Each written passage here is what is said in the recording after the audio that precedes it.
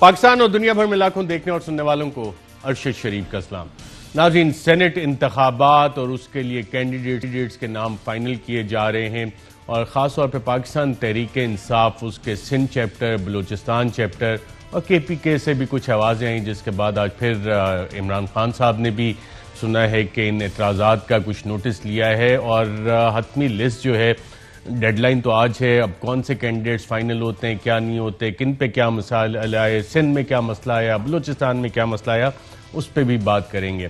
साथ साथ अपोजिशन जमातों ने साबिक वज़ीर आज़म यूसुफ रज़ा गिलानी साहब को सेनेट के लिए एक मुत्तफ़िका कैंडिडेट के तौर पे इस्लामाबाद की नशिस्त से कैंडिडेट को सामने लेके आए हैं।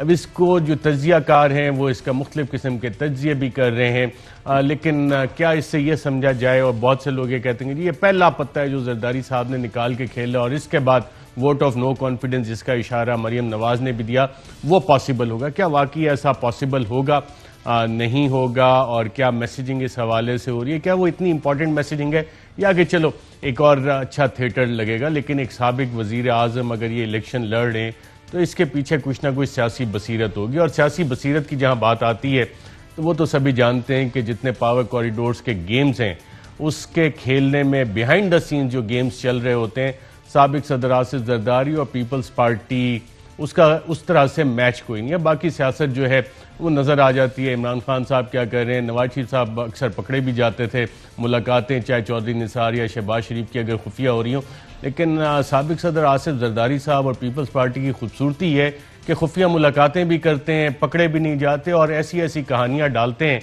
कि आप हैरान रह जाते हैं कि वाह क्या चाल चली है जनाब, और इसमें आगे जाके होगा क्या। मिल के खेलते भी हैं और फिर कहते हैं कि हम साथ उस टीम का हिस्सा भी नहीं। लेकिन बहरहाल इसमें इन सब चीज़ों को छोड़ के अगर हम रोमन सल्तनत रोम की बात करें तो वहाँ भी सल्तनत रोम में भी यही होता था कि जो बादशाह के करीब जिन लोगों का एक्सेस होता था, जिनके पास ऐसे वुज़रा होते थे या ऐसे लोग होते थे कि जो कि बादशाह के कान में जाके कोई बात कह सकें और बादशाह को अपनी बात पे कायल कर सकें, तो वो अक्सर उसको जो इसको आजकल के दौर में लॉबिंग कहा जाता है, वो कामयाब रहते थे और बादशाह से वैसे ही फैसले करवा लेते थे। क्या साबिक सदर आसिफ जरदारी साहब ने भी, क्योंकि हुकूमतें दो किस्म की होती हैं, एक डिफेक्टो होती है, एक डिज्योर होती है, और एक को हकीकी हुकूमत कहते हैं, एक को पसे पर्दा हुकूमत कहते हैं। बादशाह भी दो किस्म के होते हैं आजकल का। अगर आप इकोनॉमिक इंटेलिजेंस यूनिट को देखें जिसको हाइब्रिड रिजीम कहा जाता है, एक सामने नजर आने वाला बादशाह होता है, एक पसे पर्दा बादशाह होता है। अब यकीनन सामने नजर आने वाले बादशाह की काबीना में तो हमें नजर आ रहा है कि जरदारी साहब का उस तरह से एक्सेस नहीं है, लेकिन पसे पर्दा बादशाह की काबीना में शायद उनका एक ऐसा शख्स करीबी पहुंच चुका है जो कि शायद रास्ते उनके लिए हमवार भी कर रहा है। तो क्या गिलानी साहब की नॉमिनेशन वो ताश का पहला पत्ता है जो कि आने वाली जो सियासी एक बिसात बिछाई जा रही है on the political chess board of Pakistan, वो खेला गया है? इस हवाले से भी बात करेंगे। साथ साथ मरियम नवाज साहिबा, वाइस प्रेसिडेंट पाकिस्तान मुस्लिम लीग नवाज, उन्होंने भी आज बताया कि उन्हें भी कुछ बाहर जाके, मुल्क के बाहर जाके एक इलाज है जो कि शायद करवाने की ज़रूरत पड़ सकती है। तो क्या पाकिस्तान तहरीक इंसाफ की हुकूमत अपने तमाम तर बयानात के बावजूद, जिन्होंने जिस तरह नवाज शरीफ साहब को बाहर जाने दिया, मरियम नवाज साहिबा को भी जाने देंगे? और मरियम बीबी ने तो आज बड़ा वाज़ेह कहा है कि इस हुकूमत से वो इस तरह की कोई दरख्वास्त नहीं करेंगी। तो स्ट्रैटेजी क्या हो सकती है? दरख्वास्त तो नवाज शरीफ साहब ने भी शायद नहीं की थी, अदालत का रास्ता इस्तेमाल किया था। तो क्या मरियम नवाज साहिबा भी अदालती रास्ता इस्तेमाल करेंगी? और अगर अदालत से हुक्म आ जाता है तो क्या हुकूमत उन्हें ECL पे रोक सकेगी? इन तमाम सवालात का नाज़रीन जवाब मालूम करते हैं। और सबसे अहम चीज़, पुलवामा वाक़े को तकरीबन 2 साल हो गए। 14 फरवरी वैलेंटाइंस डे वाले दिन नरेंद्र मोदी ने अपने आर्मी चीफ के साथ मिल के 40 अपने फौजी मरवा दिए। किस लिए? कि BJP की सियासत, नरेंद्र मोदी की सियासत, नरेंद्र मोदी को इलेक्शन जितवाने के लिए 40 अपने फौजी हलाक करवा लिए पुलवामा में। उसके बाद जितनी चीज़ें आई, अर्नाब गोस्वामी के जो व्हाट्सएप मैसेजेस आए, जो भारत में चीज़ें सामने आई कि जनाब एम्यूनिशन कहाँ से आया था, वेपन कहाँ से आए थे, वो सारी चीज़ें भी ये चीज़ साबित करती हैं कि पुलवामा वाक़या, और जिसके बाद फिर हमने देखा था कि एक बाकायदा बिल्डअप हुआ, बालाकोट हुआ, और उसके बाद अभिनंदन उनका जहाज़ पाकिस्तान ने मार गिराया। तो ये वो वाक़या था जो आज से एक दिन पहले, तकरीबन 2 साल पहले हुआ था। और जितने भी अब सबूत सामने आए हैं उससे ये पता लग रहा है कि भारतीय आर्मी चीफ बिपिन रावत वो रिटायर भी हो गए और उसे नवाजने के लिए, क्योंकि नरेंद्र मोदी की सियासत को वो सपोर्ट कर रहा था, अपने फौजी उसने मरवा दिए नरेंद्र मोदी की खातिर, तो उसको चीफ ऑफ डिफेंस स्टाफ भी बना दिया गया। इस पर भी बात करेंगे और साथ साथ इलेक्शन की शफाफियत, सुप्रीम कोर्ट ऑफ पाकिस्तान में चंद इंतहाई अहम ऑब्जर्वेशंस मौजूद जज साहिबान की, जिसमें जस्टिस उमर अता बंदयाल ने उस वीडियो का भी जिक्र किया जो हमने ARY के फोरम से आपके सामने लेके आए थे, जिसमें कि MPs बाकायदा तौर पर वोट अपना बेचते हुए, अपना ज़मीर बेचते हुए नजर आएंगे। मैं अपने पैनलिस्ट का नाज़रीन आपसे तारुफ दूं। इस्लामाबाद स्टूडियो में हमारे साथ मौजूद हैं वफाकी वजीर इत्तलात सेनेटर शिबली फराज साहब। बहुत शुक्रिया सर प्रोग्राम में शिरकत करने का। साथ ही हमें ज्वाइन कर रहे हैं पाकिस्तान पीपल्स पार्टी से सरदार नबील गब्बोल साहब, और कुछ ही देर में हमें उम्मीद है कि राना सनाउल्लाह खान साहब शायद रास्ते में, तो वो भी हमें ज्वाइन कर लें। इससे पहले कि नाज़रीन इतने अहम मौज़ूआत की तरफ आएँ, सेनेट इलेक्शन की तरफ आएँ, क्योंकि आज मरियम बीबी ने जब कहा कि जी उन्हें भी शायद सर्जरी कराने के लिए बाहर जाना पड़ सकता है, क्या कहा उन्होंने, आइए ज़रा सुनते हैं। मेरी अपनी भी एक हेल्थ की छोटी सी प्रॉब्लम है, मेरी एक सर्जरी होनी है जो कि पाकिस्तान में हो नहीं सकती, लेकिन मैंने ये फैसला किया कि मैं इस हुकूमत को बिल्कुल ये रिक्वेस्ट नहीं करूंगी इंशाल्लाह कि मेरा नाम ECL से निकाले। मुझे इस मुल्क से कहीं नहीं जाना, ये प्लेजर मैं इनको कभी नहीं दूंगी। और अब मैं ये भी सुन रही हूँ कि आपस में जो मशावरत हो रही है, टीवी पे भी एक वजीर ने आके कह दिया कि मरियम को बाहर भेजो, मामला ठीक हो जाएंगे, और ये बातचीत हो रही है, मुझे इसका अच्छी तरह से इल्म है, लेकिन मरियम इंशाल्लाह ताला बाहर नहीं जाएगी, आपको जाना पड़ेगा। जी नाज़रीन, सुना आपने। और इससे पहले मरियम नवाज शरीफ साहिबा बाकायदा तौर पे जब नवाज शरीफ साहब बाहर गए, और शायद उसी डील का हिस्सा था कि मरियम बीबी ने भी साथ बाहर जाना था, लेकिन फिर चंद वफाकी वज़रा ने काबीना में कहा कि जी ये तो हो ही नहीं सकता, और फिर मरियम बीबी को रोक लिया गया था। लेकिन शायद उसी डील का नतीजा था कि शायद दोनों ने बाहर जाना था, और उस वक्त मरियम बीबी ने जब ये सारी डील खराब हुई तो क्या कहा कि मुझे होस्टेज रखा गया। आइए देखते हैं। मैंने मियाँ साहब के साथ जाना चाहा, मैं ही ख्याल रखती थी उनका, मुझे एक सोचे समझे मंसूबे के तहत मियाँ साहब के साथ नहीं जाने दिया, तो मैं इस नतीजे पे पहुंची हूँ कि मुझे इधर एज हॉस्टेज रखा हुआ था। जी मिनिस्टर साहब, एक तो आपने मरियम बीबी को हॉस्टेज रखा, डील आपने पूरी तरह ऑनर नहीं की, जिस डील के तहत आप लोगों ने नवाज शरीफ साहब को, पूरी काबीना ने इजाज़त दी बाहर जाने की, और अब आप इजाज़त देंगे अगर अदालती हुक्म आया मरियम बीबी के बाहर जाने का कि जी इलाज करवाने?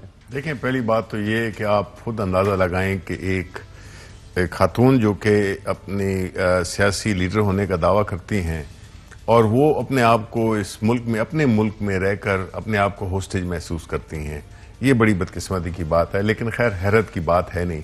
दूसरी बात यह है कि हमने ये भी देखा है कि उन्होंने जिस तरह आज इशारा दे दिया कि चूंकि PDM की सियासत कहीं पे नहीं जा रही, नाकामी दर नाकामी देखी इन्होंने, कुछ भी नहीं हुआ, उल्टी रसवाई हुई, अवाम निकले नहीं, क्योंकि अवाम निकलते भी नहीं है ऐसी सिचुएशन में जहाँ पे कि लोग करप्शन को डिफेंड कर रहे हों। लोग करप्शन को रोकने के लिए निकलते हैं, करप्शन को या करप्ट लीडर्स को सपोर्ट करने के लिए नहीं निकलते हैं। और दूसरी बात है कि जहाँ तक हमारा ताल्लुक है, हम तो चाहेंगे कि वो यहाँ पे रहें, क्योंकि वो हमारी काफ़ी मदद कर रही हैं। क्योंकि जिस तरह से वो अपनी सियासत को, जिस तरह के वो PDM की या मुस्लिम लीग की सियासत को लेके चल रही हैं, तो वो तो हमारा बड़ा फ़ायदा कर रही हैं। तो हम क्यों चाहेंगे कि ये जाएं? हम चाहते हैं कि ये यहीं पे रहें और ये इस तरह के जलसे करते रहें, और जिसमें कि ये जिनको करती रहें कि अंडे किलो में, और जो बाकी चीज़ें हैं वो उसको तादाद में बताती हैं। तो जिसको इस तरह की सिचुएशन का सामना हो, मेरा नहीं ख्याल है कि वो हमारे लिए कोई चैलेंज है, बल्कि हम समझते हैं कि वो एक एसेट है, हमारी एसेट है, और एसेट आप बाहर नहीं जाने देंगे। जी नबील गब्बोल साहब, आप तो ये मामलात समझते हैं, अगर अदालत में पिटीशन होती है और हुकूमत उसको सही तरह डिफेंड नहीं कर सकती, तो मरियम बीबी को बाहर जाने से ये रोक सकते हैं? ECL पे से नाम पर तो फिर निकालना पड़ेगा, या आप समझते हैं कि नहीं, मुमकिन नहीं है इस दफा? देखिए, प्राइम मिनिस्टर इमरान खान ने ये बात एक दफा नहीं कई दफा कही कि मेरी सबसे बड़ी गलती ये थी कि मैंने नवाज शरीफ साहब को जाने दिया, ये उन्होंने कहा। फिर लेकिन बाद में कहा कि मैं कुछ नहीं कर सकता, चूंकि उनको सुप्रीम कोर्ट से इजाज़त मिली इसलिए जाने दिया। हालांकि आप भी जानते हैं, मेरे ख्याल में पर्सनली मुझे पता है कि बाकायदा जो है नवाज शरीफ साहब को जाने जो है हुकूमत ने पहले जाने दिया, और फिर उसके बाद जुडिशरी ने जाने दिया।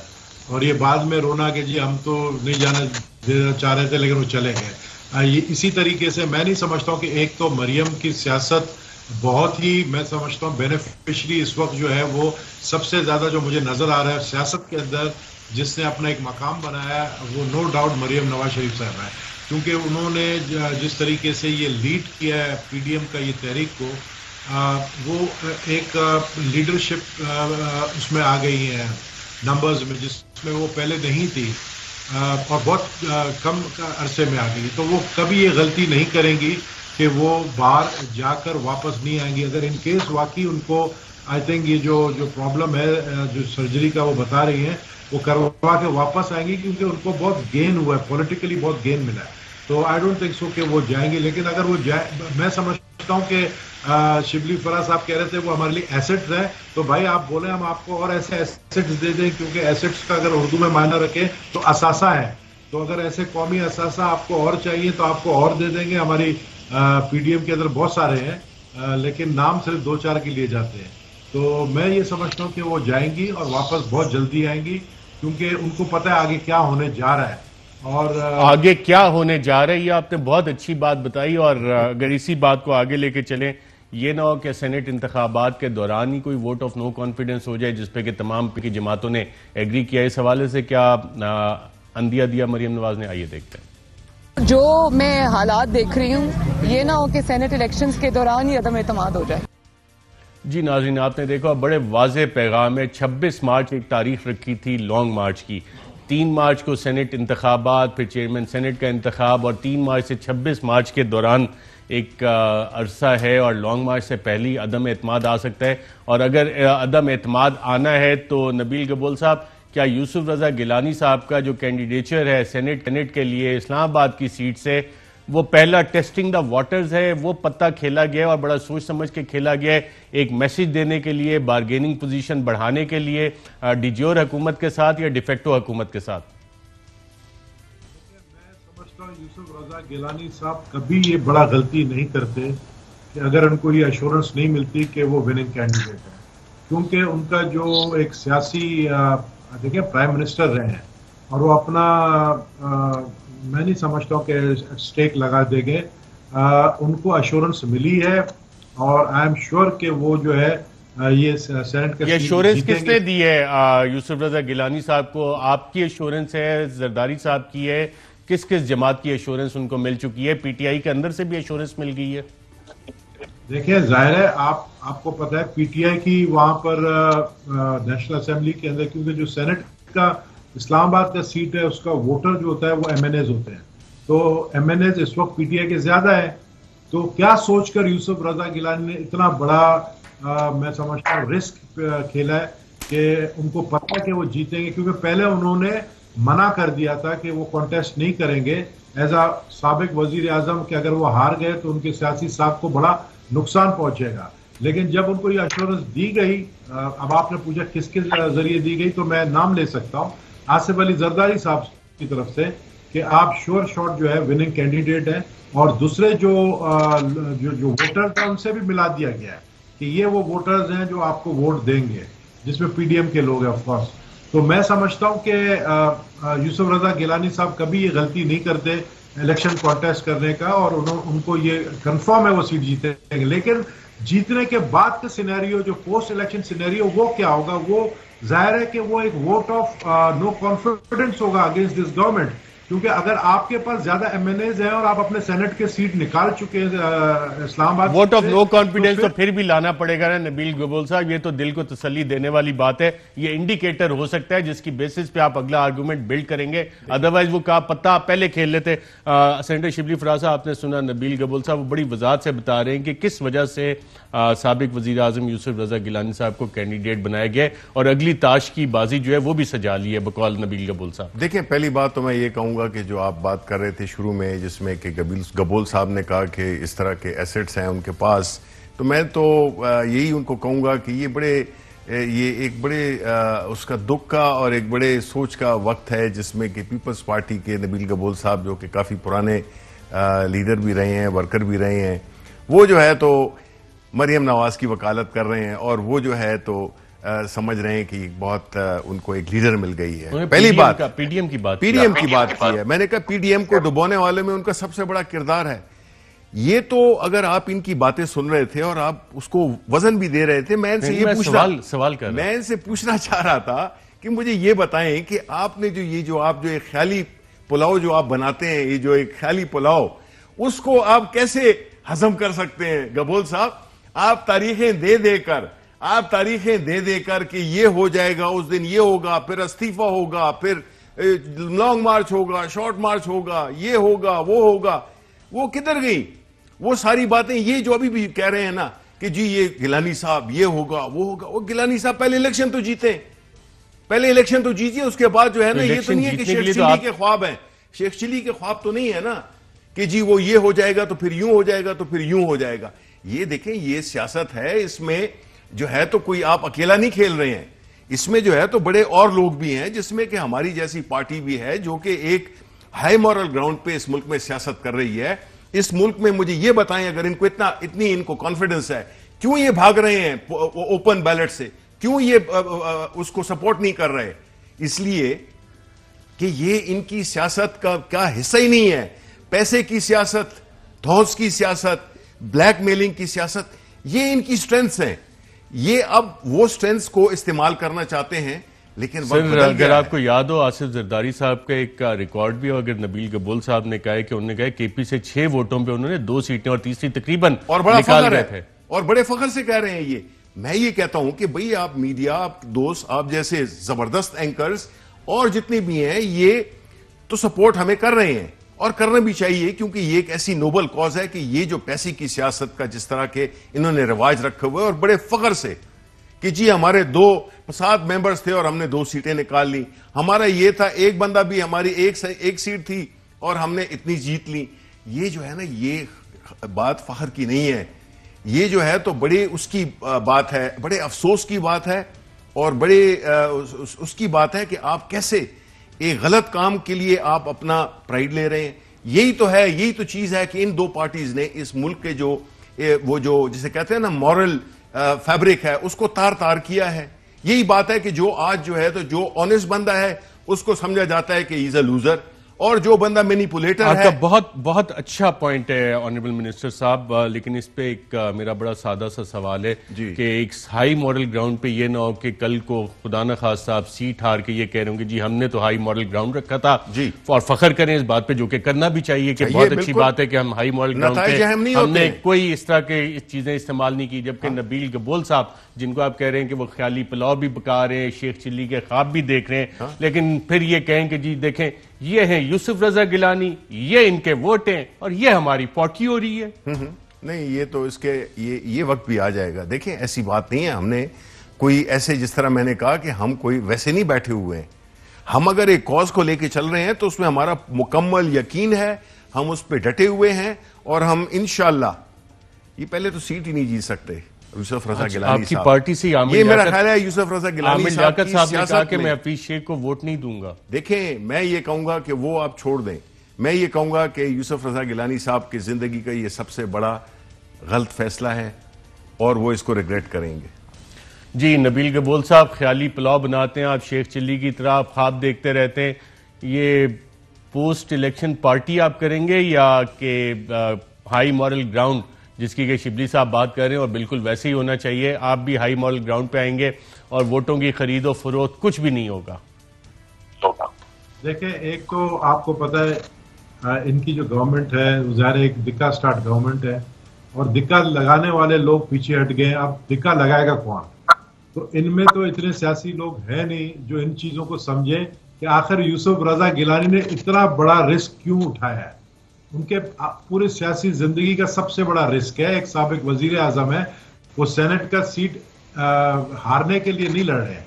तो ये जो दिक्का स्टार्ट वाला जो बस है इनका, ये बस आगे जाके वैसे ही रुकना है, क्योंकि जो दिक्का लगाने वाले लोग हैं उन्होंने हाथ उठा लिया, उन्होंने कह दिया भाई अभी अपना बस खुद मुरम्मत करो, खुद चलाओ आगे।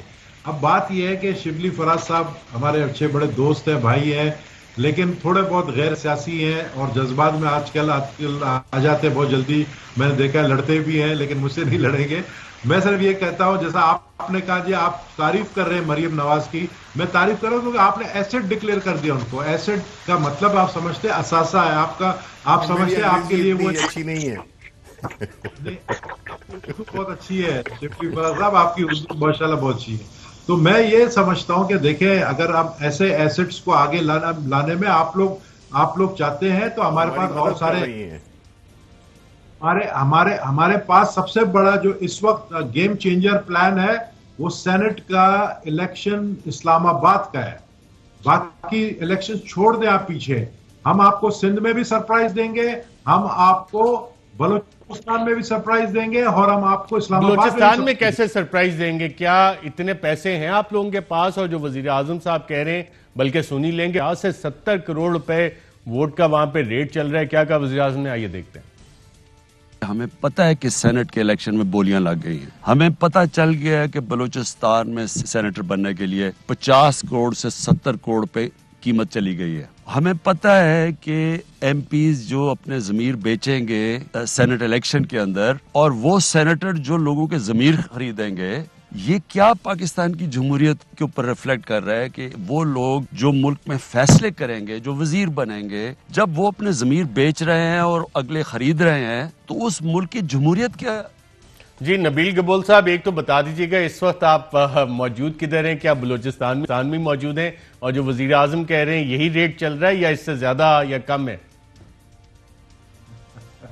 जाहिर है आपने जब मुझे लिया है स्काइप पे तो आपके पास लोकेशन भी आ चुका है और बिल्कुल मैं बलूचिस्तान में हूँ। और लेकिन ये है कि मैं इस सिलसिले में नहीं हूँ कि मैं कोई बोली लगाने आया हूँ। मेरा इलाका है, मेरा गांव है, वहाँ बैठा हूँ। लेकिन ये है कि मैं आपको इतना जरूर बता सकता हूँ कि ये जो इलेक्शन जो ये कह रहे हैं ना शो ऑफ हैंड्स वाली, इनको भी किसी ने हाथ दिखा दिया है। अब वो हाथ दिखा दिया, अब शो ऑफ हैंड्स ये करने जाना चाह रहे थे। मैं खुद पर्सनली मैं इस चीज को बिलीव करता हूं कि सीक्रेट बैलेट नहीं होना चाहिए क्योंकि हॉर्स ट्रेडिंग होती है, मैं मानता हूं और खुद आप लोगों को पता है। लेकिन मैं साथ साथ ये कहूंगा फिर चेयरमैन सेनेट का भी इलेक्शन जो है ओपन बैलेटिंग होना चाहिए। लेकिन ये एक बात समझ नहीं आती, इनको सियासत आता नहीं है। जब कौमी असेंबली का इजलास चल रहा था आपने बिल पास नहीं करवा सके, आपने फिर सुप्रीम कोर्ट के अंदर ये केस चल रहा था, आपने उस वर्डिक्ट का इंतजार नहीं किया, आपने बेहुरमती की है सुप्रीम कोर्ट की जुडिशरी की, और आपने ऑर्डिनेंस पास करवाया प्रेसिडेंट से। तो ये मुझे लगता है कि शायद ये हो सकता है कोई फैसला सुप्रीम कोर्ट से आ जाए, हो सकता है इलेक्शन सेनेट का डिले भी हो सकते हैं।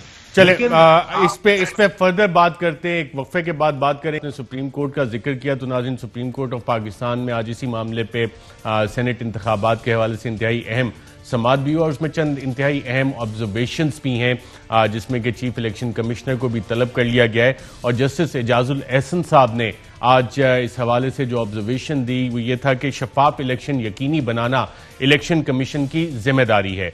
सुप्रीम कोर्ट ने चीफ इलेक्शन कमिश्नर को तलब कर लिया, चीफ इलेक्शन कमिश्नर से पूछेंगे कि उन्होंने क्या इकदाम किए। ये चीफ जस्टिस गुलजार अहमद साहब ने कहा था। साथ जस्टिस याहिया आफरीदी ने कहा कि इंतखाबात वाले रूल्स का सेनेट इंतखाबात पर इतलाक क्यों नहीं होता। जस्टिस एजाजुल एहसन साहब का कहना था कि इलेक्शन कमीशन अपने तौर पर भी तहकीकात कर सकता है। जस्टिस उमर अता बंदयाल ने कहा कि अब तो इंतखाबी करप्शन की वीडियो भी सामने आ रही हैं, इलेक्शन कमीशन को बताना होगा कि शफाफियत कैसे यकीनी बनाई जाए। वकील इलेक्शन कमीशन ने कहा कि इलेक्शन एक्ट में करप्शन के खात्मे का तरीकाकार मौजूद है। चीफ जस्टिस गुलजार अहमद का कहना था करप्ट प्रैक्टिसेस तो फिर भी जारी हैं। 40 साल तक कितने सेनेटर्स वोटों की खरीदो फरोख्त पर नाअहल हुए, इंतहाई अहम सवाल था जस्टिस एजाजुल एहसन साहब का। और कल इस हवाले से इलेक्शन कमीशन के मेंबरान को अदालत में पेश होने की हिदायत की गई। नाज़रीन, यहाँ पे एक वफ़ा लेंगे, वफ़े के बाद दोबारा आपकी खिदमत में हाजिर होते हैं। और जो टिकट्स पीटीआई के अंदर कुछ इस तरह पाया जाता है वो क्या है, बाकी सियासी जमातें इस हवाले से क्या कह रही हैं, एक वफ़े के बाद। वेलकम बैक नाज़रीन। पाकिस्तान तहरीक इंसाफ, हुक्मरान जमात, सेनेट टिकट्स और इस हवाले से कई सवालात भी उठ रहे। बलूचिस्तान, खैबर पख्तूनख्वा, सिंध, मसाइल है कोई नहीं। कैंडिडेट अनाउंस किए, नाम वापस ले लिए, नया कैंडिडेट कर दिया। कोई फर्क नहीं पड़ता। देखें, आप अगर अपने पार्टी के वर्कर्स का जो भी रिएक्शन आता है, इससे ये जाहिर होता है कि जो पार्टी का चेयरमैन है, जो कि इस वक्त वज़ीर आज़म भी हैं, वो बजाय इसके कि अपनी इना का मसला बनाएं, उन्होंने बिल्कुल अपने जो वर्कर्स हैं उनके रिएक्शन को उन्होंने वेट दिया और उन्होंने फैसला किया।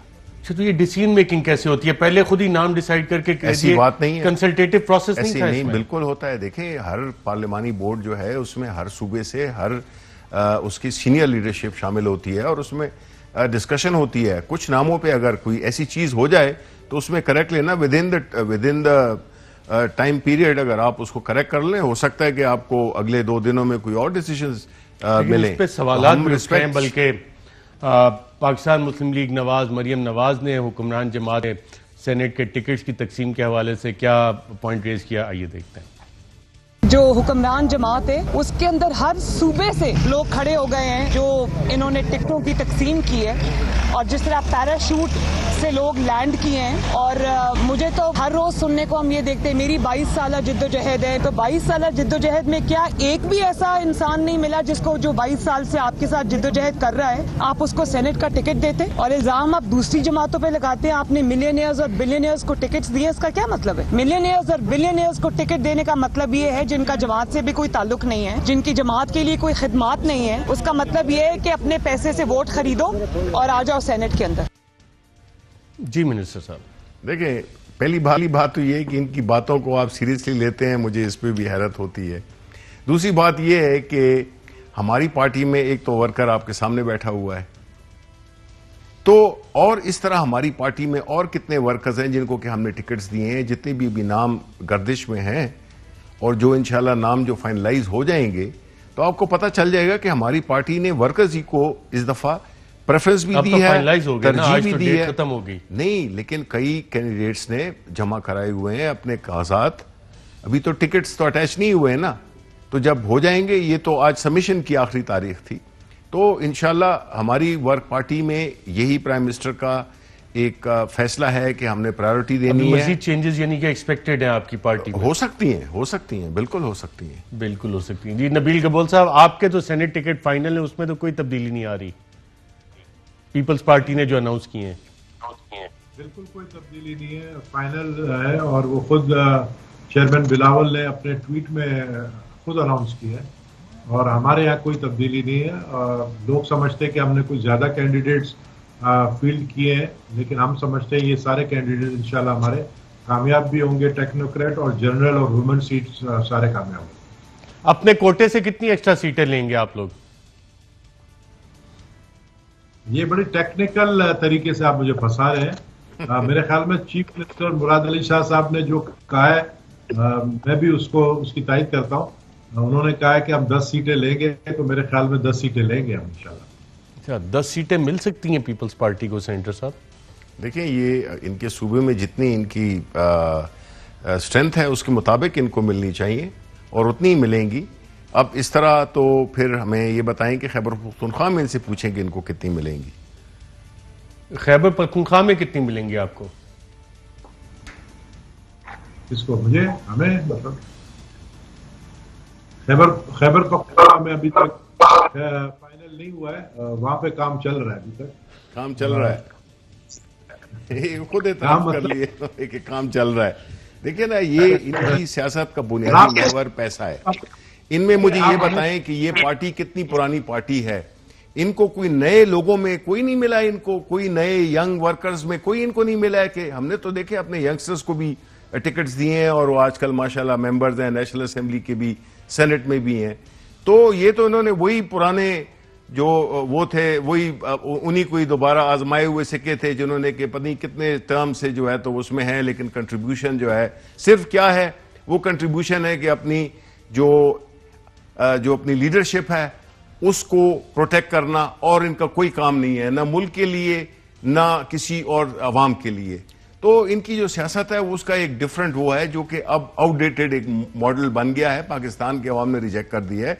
ये लाख बातें करें, अभी NA 75 का बाई इलेक्शन इन्होंने बड़ी उस तरीके से, ये मैं मानता हूं कि इन्होंने बड़े जबरदस्त तरीके से मौलाना फजल रहमान को भी इस्तेमाल किया है, मरियम नवाज और नवाज शरीफ को भी इस्तेमाल किया है, और इन्होंने अपनी सियासत उस लिहाज से अच्छी खेली है। पीपल्स पार्टी ने इन्होंने बिल्कुल सही इस्तेमाल किया उनको, और फिर ये इस तरह फेंक देंगे जिस तरह के मौलाना फजल रहमान को इन दोनों पार्टीज ने फेंक दिया था ना आज़ादी मार्च में, वही इसी तरह ये अंजाम करेंगे। और ये सारी जो खेल रहे हैं negotiations, and I don't blame them for that, कि ये अपने लिए इन्होंने सारी कुछ कर रहे हैं। बाकी हाई एंड ड्राई जो है तो नेगोशिएशंस बैकग्राउंड में चल रही हैं। हमारे साथ कोई नेगोशिएशन फिर किससे नेगोशिएशन कर रहे हैं? नहीं, नेगोशिएशन तो नहीं कर रहे हैं, ये इनको दोनों को इस्तेमाल कर रहे हैं, इन दोनों को पार्टीज को इस्तेमाल कर रहे हैं ये।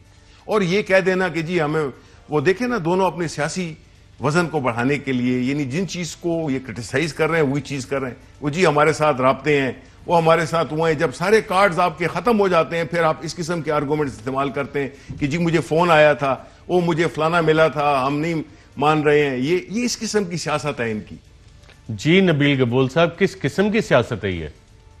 अरशद शरीफ साहब, सिंध के अंदर आपने देखा कि कुछ MNAs ने भी और कुछ MPAs ने भी जो है अदम एतमाद का इजहार किया है, जो कैंडिडेट इन्होंने अनाउंस किए दोनों कैंडिडेट्स के ऊपर। और हम समझते हैं कि जब आप अपने जमीर की आवाज पे वोट देने के लिए तैयार है PTI के लोग, तो फिर उनकी मर्जी हो जिसको वोट दे। अब कोई अबड़ो साहब है, मैं तो उनको नहीं जानता हूँ कौन है, शिबली फराज साहब से पूछने के वो PTI के कितने पुराने कारकुन हैं। आपके CM के साथ काम करते हैं वो, मुराद अली शाह साहब के साथ? मुझे नहीं पता, मैं फ्रैंकली मैं नहीं जानता हूँ। सरकारी ठेके उन्हें सिंध हुकूमत ने दिए हुए हैं, उसकी नैब तहकीकात भी कर रहा है। कहते हैं तो मैं ये नैब का कॉल अप नोटिस चला देता हूँ 15 अक्टूबर 2020 का, to the manager Qalandar Bakhsh Abro and company, और इसमें नाम लिखा हुआ है उनका, बल्कि ये आ गया।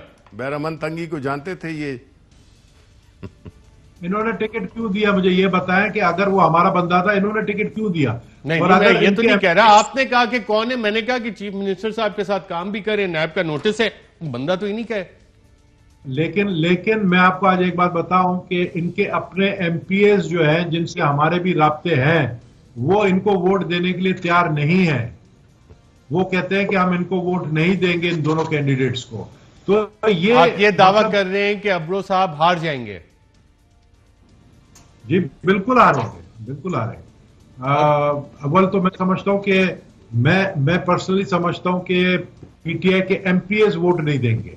PTI के MPAs, जैसे मैंने कहा है कि मैं पर्सनली बहुतों को जानता हूं और बहुतों से मेरी बातचीत भी हुई है, और उन्होंने 80% लोगों ने कहा है कि हम इन लोगों को वोट नहीं देंगे। अच्छा चले, एक अब्रो साहब की आपके दावे के मुताबिक वो सीट हार जाएंगे, इसके अलावा सिंध से और कौन कौन सी सीटें? असूलन तो आपको सिर्फ 6 जीतनी चाहिए, आपने 10 का दावा किया हुआ है।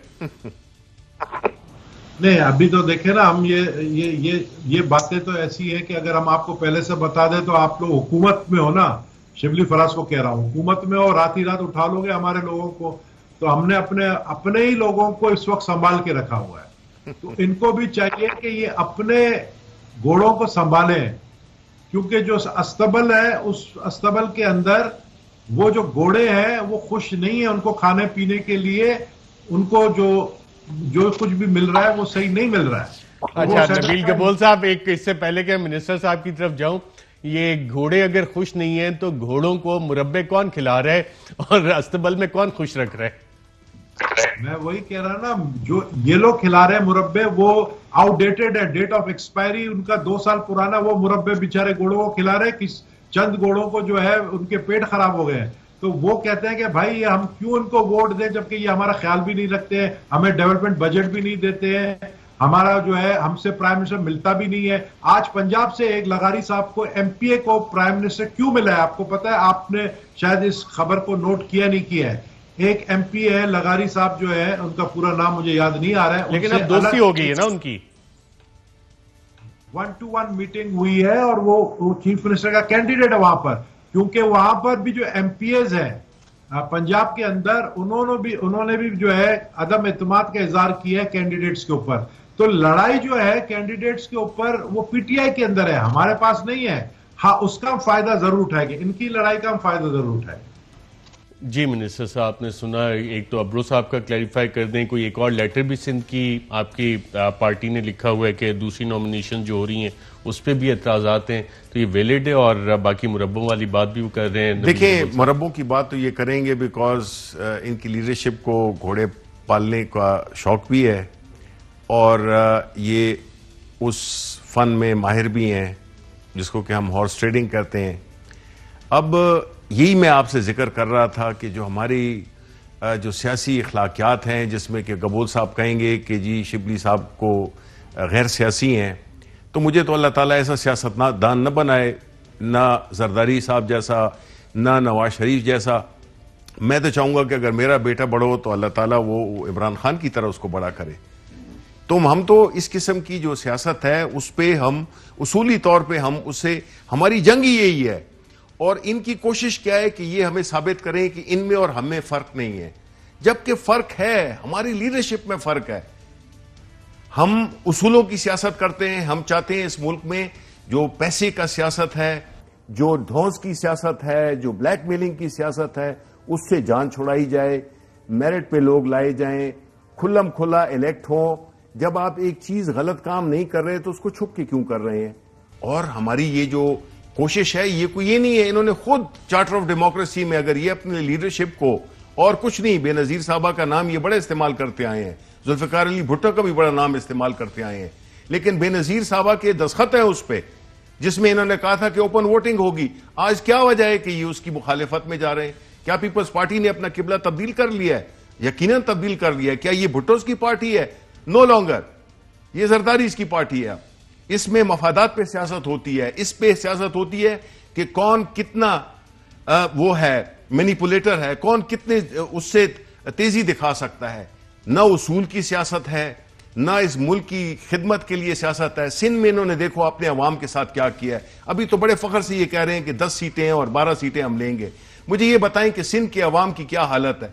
आप रूरल सिंध जिससे कि अक्सर जीते हैं, वहां पे अस्पतालों का क्या हाल है, वहां पे स्कूलों का क्या हाल है, वहां पे पानी का क्या हाल है, वहां पे दवाइयों का मिलना कितना दुश्वार है। किस तरह से ये पिछले 30 साल से या 40 साल से ये सिंध में हुकूमत कर रहे हैं। आप लड़काना जाके देख लें और छोड़ दें। आप लड़काना किस तरह से कराची में के लोगों को इन्होंने अजाब में डाला हुआ है, इसलिए कि कराची के लोगों ने इनको रिजेक्ट किया है। तो ये तो कराची के लिए कुछ करते नहीं है, जो इकोनॉमिक हब है उसके लिए जो है तो ये कुछ जीरो करते हैं। पुरानी गंदम इन्होंने रिलीज कर दी, मैं नबील वाली गंदम ये लोगों को खिलाते हैं। इतने सारे सवालात आगे, नबील गबोल साहब अगर इजाजत दें तो वक्फे के बापी से इन तमाम सवालात के जवाबात भी लेते हैं। और साथ चोर मचाए शोर, ये भी आज नून लीग ने इमरान खान साहब की जमात और उनको खुद का क्यों का, और क्या हुक्मरान जमात सीक्रेट बैलेट से ज्यादा फायदा उठा सकती है, एक वक्फे के बाद। वेलकम बैक नाज़रीन। जी नबील गबोल साहब, सिंध का आपने क्या हाल किया हुआ है, फिर आप घोड़ों को मुरब्बे खाने की भी बातें करें। मिनिस्टर साहब ने इतनी लंबी चार्जशीट सुना दी आपको। नहीं, मिनिस्टर साहब तो वही बात कर रहे हैं ना जो इनको करना है। ज़ाहिर इंफॉर्मेशन मिनिस्टर है, ये बहुत गलत फंस गए। इनको इंफॉर्मेशन में लाके अब ये वो बातें कर रहे हैं जो ज़ाहिर हमारे मुखालिफिन करते हैं और हम सुनते हैं, क्योंकि हम ये कहते हैं कि भाई आपने 1100 अरब का वादा करके आपका प्राइम मिनिस्टर गायब हो गया। भाई आप प्राइम मिनिस्टर हो, आप कोई आम आदमी नहीं हो। आपने वादा किया था मैं 1100 अरब देकर जाऊंगा सिंध के अंदर। आपने कहा था मैं ग्रीन बस जो है उसके लिए बसें दूंगा, वो तक आपने नहीं दिए। आपके 14 MNAs हैं PTI के कराची के अंदर। आज 2-3 ने जो है स्टेटमेंट दिया कि हम जो है फैसल वाडा को वोट नहीं देंगे। तो मुझे बताएं कि अगर हम कहते हैं कि आप हमें कहते हो कि हमने कोई काम नहीं किया है, तो वो हम जानते हैं। हम पूरा सिंध के अंदर, जाहिर है पूरे सिंध के अंदर हर डिस्ट्रिक्ट के अंदर जो है अस्पतालें नहीं दे सकते, लेकिन हमने अस्पतालें भी दी हैं, हमने स्कूल्स भी दिए, हमने रोड भी बनाए। और अगर कराची की बात करेंगे तो कराची में जितना डेवलपमेंट हो रहा है उस पर वफाक का कोई फंड नहीं है, सब सूबाई फंड से हो रहा है। तो आप लोग वादा करके गायब हो जाते हो। आप खुद उस मीटिंग में थे जिसमें इमरान खान साहब आए थे, उन्होंने 1100 अरब का उसका हिसाब देना। आप लोग हमारे पैसे आप लोग खा के बैठे हुए हैं। हम कहते हैं कि भाई वो हमें पैसे 1100 अरब नहीं दे सकते हो, 1100 करोड़ तो दे दो ताकि हम सड़कें बनाएं। हम आपको पैसा एक भी नहीं देंगे, बिकॉज हमें पता उसका अंजाम क्या होना है। अपने गवर्नर को दे दो, उस गरीब को दे दो। गवर्नर आपका अच्छा आदमी, सारी दिन जो है मोटरसाइकिल पे घूमता है, उसको कोई काम तो दो ताकि वो काम तो करे। वो बहुत अच्छा मेरा दोस्त है, वो तो कहता है कि भाई मुझे कोई डेवलपमेंट का फंड्स मुझे दे दे, मुझे कोई काम दे दे, तो मैं इधर गवर्नर खामखा खाली बैठा हुआ मैं कोई काम करूं। तो आप लोग खुद नहीं करते हैं, लेकिन सारा मलबा हम डालते हैं कि क्या। अच्छा, मलबा डालने की जो बात है, यानी कि पीपल्स पार्टी भी यही कह रही है और नून लीग भी यही कह रही है कि चोर मचाए शोर, और इस हवाले से क्या आज बयान सामने ली का, आइए नाज़रीन देखते हैं। इमरान खान जो है ना, वो चोर मचाए शोर, विचों विचों खाई जाओ ते उत्ते रोला पाई जाओ। 225 अरब का आटा चोरी करके ये इमरान खान खा गया, और विचों विचों खाई जाओ तो रोला पाई जाओ। 400 अरब की चीनी खा गए तो विचों विचों खाई जाओ तो रोला पाई जाओ। LNG पर 122 अरब का डाका डाला, विचों विचों खाई जाओ ते उत्तो रोला पाई जाओ। 500 अरब की दवाइयां चोरी कर ली, विचों विचों खाई जाओ, दवाइयां खाई जाओ ते उत्तो रोला पाई जाओ। मिनिस्टर साहब, इंतहाई संगीन चार्जशीट है, 1 खरब रुपया बनता है, मैं कैलकुलेट कर रहा था। देखें, मैं आपको बताऊं कि ये कौन कह रहा है, ये चोर मचाए शोर, ये वो वाला चोर है जो कि शोर मचा रहा है। मुकदमात इन पे हैं, जायदादें इन्होंने मुल्क से बाहर बनाई हैं, मनी लॉन्ड्रिंग के सीरियस प्रूफ्स के साथ चार्जेस इन पे हैं, सारे भागे हुए हैं। इनके अपने भाई जो कि तस्लीम ही नहीं करते कि वो पाकिस्तान के शहरी हैं, वो तो पाकिस्तान की शहरी अपने आप को नहीं मानते। पूरी फैमिली भागी हुई है। इसहाकदार क्या कर रहा है, क्यों भाग गया है? ये इस तरह की बातें करते हैं, यानी ये जो बातें कर रहे हैं ये तो बिल्कुल पीटीआई की जो बातें थी ना उसकी ये कॉपी कर रहे हैं। लेकिन इनके मुंह में ये असर ही नहीं होगा जो कि जब इमरान खान ये बात करता है उसका एक और असर है, बिकॉज वो जाती तौर पे एक ईमानदार आदमी है, जाती तौर पे उसने पाकिस्तान की खिदमत की है, सियासत में आने से पहले खिदमत की है।